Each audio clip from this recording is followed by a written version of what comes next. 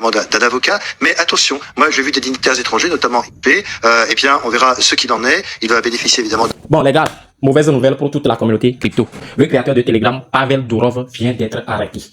Les gars, c'est vraiment triste.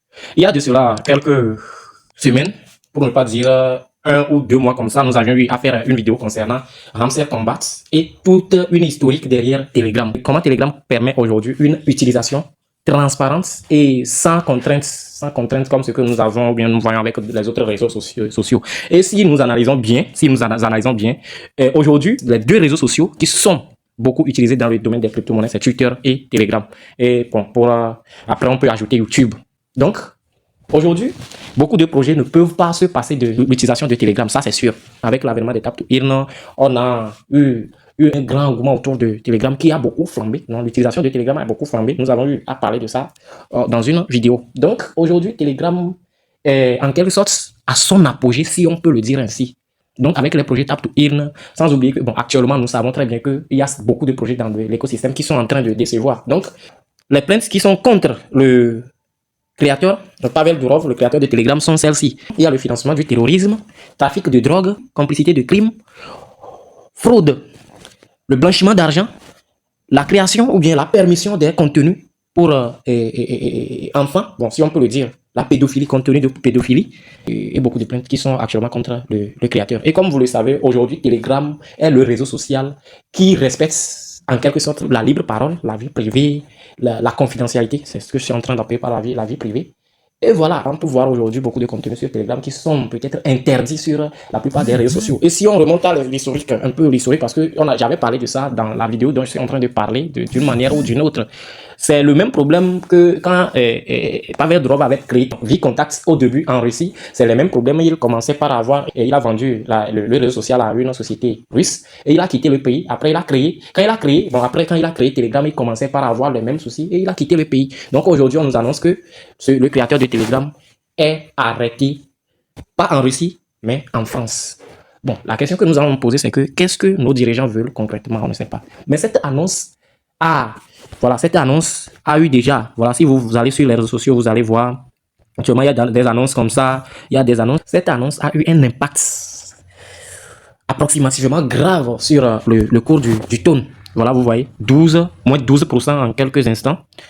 Voilà, en 24 heures, vous voyez. Donc, voilà, vous voyez. Donc, c'est ça, les gars. Et moi, personnellement, je suis en train de voir que ça peut agir sur Dox, parce que c'est à part Notcoin qui a réussi dans le programme, dans les Tap to Earn, actuellement, la cible que les gens sont en train d'espérer avoir une réussite, c'est Dox. Et si normalement le listing de Dox allait être listé, ou bien doit être listé sur 26 déjà, aujourd'hui nous sommes le 24, et si cette nouvelle-là arrive, qui est une mauvaise nouvelle d'ailleurs, je pense que ça peut avoir un impact sur le marché global, parce qu'aujourd'hui l'écosystème Ton n'est plus une blockchain ou bien, comment je vais le dire, ou bien une crypto-monnaie, mais Ton aujourd'hui est un écosystème, est un grand écosystème. Et donc, aujourd'hui, Ton, je pense, il y a de cela quelques minutes même, Ton a flippé le Doge. Les gars, Ton avait flippé le Doge il y a de cela quelques instants. C'est l'annonce qui a fait qu'il est revenu en 10e position en matière de capitalisation. Et donc, aujourd'hui, la capitalisation de Ton est à 15 milliards de dollars. 15 milliards de dollars.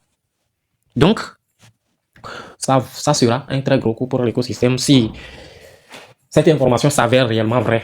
Mais espérons justement qu'il puisse s'en sortir et voilà, prouver qu'ils ne sont pas réellement impliqués dans ces genres d'histoires. Et aujourd'hui, il faut qu'on dise la vérité. Les plaintes qui sont contre ce gars aujourd'hui, c'est parce que il n'a rien fait de mal quand même. C'est parce qu'il veut la libre expression, la vie privée, la confidentialité et tout. Et vous-même, vous savez que nos États sont souvent contre ces genres de réseaux sociaux.